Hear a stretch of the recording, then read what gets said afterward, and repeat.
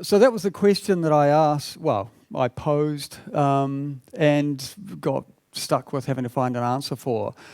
Really, it was about this, I think, and this is the context of the Best Awards as I see it. I'll get into what they are in a second. But I suppose why I gave a shit and why I keep talking to the wrong people and asking the wrong questions is because I think this does matter. And that was one of the things, I suppose, in throwing a download on what could I talk about today in 10 minutes, and I've probably only got 8 now. I thought this was a really good opportunity to actually talk about these awards and what we're trying to achieve with them as we keep adding another award to an awards program that, as established as it is, doesn't really need another category. If any of you have ever been to the awards night, it's great if you win. It does go on, and by the end of the night, all you want to do is drink heavily, which is kind of the theme in a minute, right? So one of the things, if I can just have a look at what's it actually like, and I suppose I have to explain. I'm a convener, so I don't actually have an opinion. I'm not actually allowed to talk about the work. I just have a role to try and help the judges on a day, stop the arguments as they're about to start, and try and get to a point of conclusion around what should win, like what's the best work. Speed dating is an analogy that, just for the record, you don't actually have to have experienced it to use it as an analogy. But it's kind of what it's like on the day if you are a judge. What we're going to do is turn up in 2 weeks' time, 4th of August, 8 o'clock in the morning. We don't actually know how many entries we've got. There's a room kind of this size, and there's a whole bunch of desks on it, and the work is out there.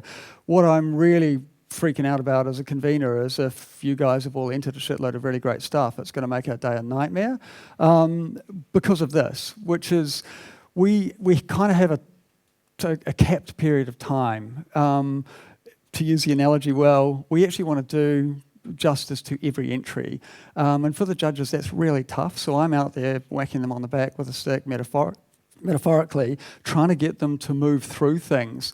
So the caliber of an entry, if it's really obvious, is great, and that really helps us. And if it's really hard, and the judges have to really dig around to actually figure out why is this thing good, that makes it really tough for us. The other thing I think is it's a really lonely job, and one of the reasons that I kind of submitted a talk today was as a judging panel, we're sort of shut off from the rest of the world. We get to do our thing. You don't really know how we do it. We're not allowed to talk about it, and you probably think we're a bunch of dicks because we picked the wrong work. We're not. I'd like that to be able to change, so come and see me afterwards and tell me what we're doing wrong. That probably is a thing. We actually started last year and we learnt a lot. This year we probably actually got a tougher job in the sense that if I back up a little, I was shoulder tapped by a guy called Tony Parker. I don't know if you've ever heard of him. He's actually currently standing in as the head of the College of Creative Arts at Massey. He's a product designer. He's pretty famous. He's done some remarkable work. He's been the convener of public good and product at the Best Awards for a long time. And he gave me a bit of a hard time after the awards last year, saying, "Who do you pricks in digital think you are?" And I took offence at that because we just don't work in digital, but, and he said, product design is where user experience started. We own this stuff. So how you've stolen it? And it was like, no, we're not trying to do that. So why don't we actually collaborate? And the awards this year are actually going to be a much broader thing. So we're actually almost like pulling entries, hopefully, out of all of the categories. So across spatial, product, graphic, interactive, and public good, and digital itself. One thing that probably needs to be said about the Best Awards is it's really easy from the outside to look at the people that run them and what they are as design awards, judged by designers, about design, and we're all up our own asses, and it's probably fair to say that that's been the case in the past, but I think we're really trying to change it. If I look at why we've actually got a user experience category in the awards now, it's because we've been trying to say with things like best effect, which is why should people invest in design. So that's actually looking at what's the value that design can deliver. All the categories that we've had for years are about design and how good it is, and we're, experts are judging that. And then what we think was generally missing was who are we actually designing for. So we want this category and the way we're actually trying to run it this year to actually give us a chance to reflect that. Just quickly, entries are really variable, and we'll see more of that this year. So again, across spatial and product, we're hoping to see some remarkable stuff, but that's probably going to make our jobs even tougher than we thought they were last year, trying to say what is the best piece of UX that we can actually put up on a pedestal at the end of the day. One thing, just a bit of advice, it's probably too late for this year, because if you have entered, we'll see it in 2 weeks. But some of the work that we saw was obviously really good, but some of the entries were actually a bit shit. And it made it really hard for us to actually say, what's the point of this? People probably put too much effort into how you went about something, to the sort of detriment of us being able to see really quickly and clearly what the users actually got out of it. So what was the impact that you actually made through the work that you did? The hard part for us is what's good and what's bad. And that's even harder this year, as I was saying, because we've now got, I'll quickly run through the judges. There's Tim Hooson, who's actually a spatial designer. There's Mark Elmore from Fisher & Paykel Appliances, who's a product designer. Some woman called Emma, who, I think you all know. Charlene Toure, who I work with. And we've actually got a guest judge this year, a guy called Colin MacDonald, who was the chief executive of the Department of Internal Affairs until he's resigned recently. I think he's still there. So we've sort of got someone who's not one of us on our panel as well. So that's either going to be really good or really bloody awful for me trying to wrangle that lot. Just quickly, I also wanted to cover off good UX is costly, and this is actually some work that we did at DNA. So I've used DNA examples in here so I don't offend anyone. It's some work that we actually won the purple pin in the category with last year, which in and of itself was a little bit awkward. But that was a really big project. It took years, and it took a shitload of money, and it took a lot of bravery from our client and a lot of tenacity from our team. So we see stuff like that being entered against things that, again, could be big or they could be small. And this is I suppose the first thing we saw today was the banker workbench. This is a number that I've kind of messed with a little bit, so don't read it literally. If you change one thing, it suddenly gives you a different thing.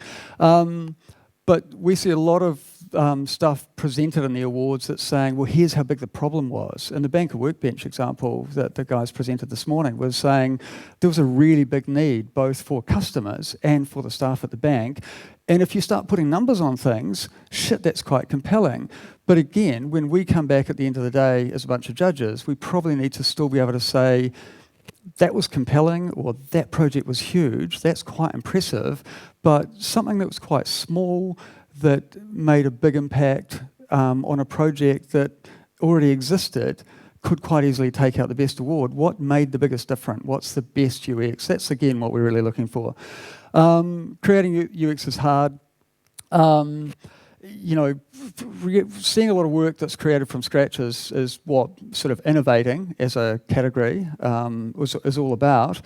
But equally, improving UX is really hard. What we've actually set out here is to say anything should be able to win this category. And what we're trying to do is celebrate the hard work that we all do day by day. And it's pretty interesting for me at the end of the day, reflecting on every one of the talks so far has kind of talked to the things that we have to think about and kind of bear in mind when we're trying to get through this.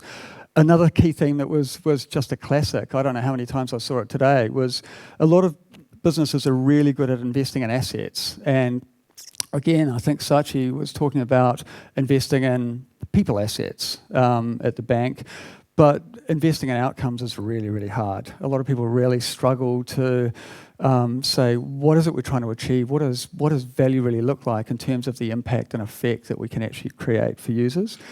One of the things that I think that we're trying to do with the awards and the category that we've got here is get past this old paradigm. And I suppose I've probably been a designer, well, my whole career, and sadly that's a long, long time. And I worked in the early days at actually helping people sell shit that they made. And largely speaking, we get a lot of briefs in our practice. I don't know about you guys, because we're on the consulting side of things. And people are still trying to help us make something better that's not really that great. Now, that's not a bad thing to get to do, but it does start to get a bit frustrating, because what we're not ultimately getting people to embrace is what good is in the first place. So I suppose we've got a bit of a goal with the awards, and it's really good profile in the context of the bests that, I think we get 1,000 entries every year, 1,000 people come to the event. NBR is actually a really, really good sort of partner for the Designers Institute, so there's a lot of really good sort of air cover in PR terms for what the awards are about. But if we can this is how we talk about it internally at DNA anyway. What we enable is the focus of all of our effort. Like if all of the opportunities that we were getting to evaluate this year as entries, we've kind of had that sort of front and centre, I'd be a happy man, and I'd probably have a really easy job. This is another thing that I think sorry to keep using all these DNA-isms. The user, it's like location. I suppose that's something that we wanted to inject through this into the awards, and I think we're starting to do that just by being here. And this year, I think because of the spectrum across product, spatial, etc., we're going to get a really good chance to start to really hero who we're all designing stuff for. Thank you, 1 minute, I can read that. Nearly there. Judging without judging, as I said before, it's actually a really hard thing. The only thing that my judges can do is actually bring a little piece of where they come from, and we're going to smash that all together. So they're product designers and spatial designers and digital designers, and that sort of heady mix, I think, is going to give rise to some great debate and some good challenge around what the best UX we're presented with is actually about. Finding the right balance, I think, is important too, which is, I think, people can't help but be practitioners on the day, and that's why we've picked them, but we really need to think like users when we're actually looking at work. And if we, again, back to the entries, if I can't see as a user what this thing's all about clearly and simply, then it's going to be pretty hard to make it look great and win. Enable, empower, enhance, and engage. Same thing. What's the big idea? What have we actually done in terms of creating user impact? We talked a lot, everyone else talked a lot today about making things human. I'm really hoping, and last year the stuff that did well in our category really proved this in really definitive ways. And I think Chris referenced it just now. There's an emotional quotient. There's, the way we deliver content, not just functional aspects of projects. All of that stuff really matters. And that's the thing that makes a difference between what's good and what's absolutely great. And obviously, that's the thing that we're trying to see, and that's what winning entries will actually exude more than anything else. And probably just to finally finish on the point, people have been saying from last year, well, what are you trying to achieve? What's the category's kind of role as part of the Best Awards? And is it actually improving either grassroots practice or how, as a bunch of senior expert practitioners, we're actually navigating the world, or as businesses ourselves or the clients that we're working for, if we're actually in practice, has it actually changed the investment motivation and the openness of senior stakeholders that are owning budgets and projects into listening to what users want and trying to invest in delivering better towards that? It's too early to tell. I think we'll get there, and the fact that we are here means that we're doing stuff in the right direction, but it's early days for us. And onward, upward, hopefully we get to see some great work in 2 weeks' time, and thank you for entering if you did. That's me.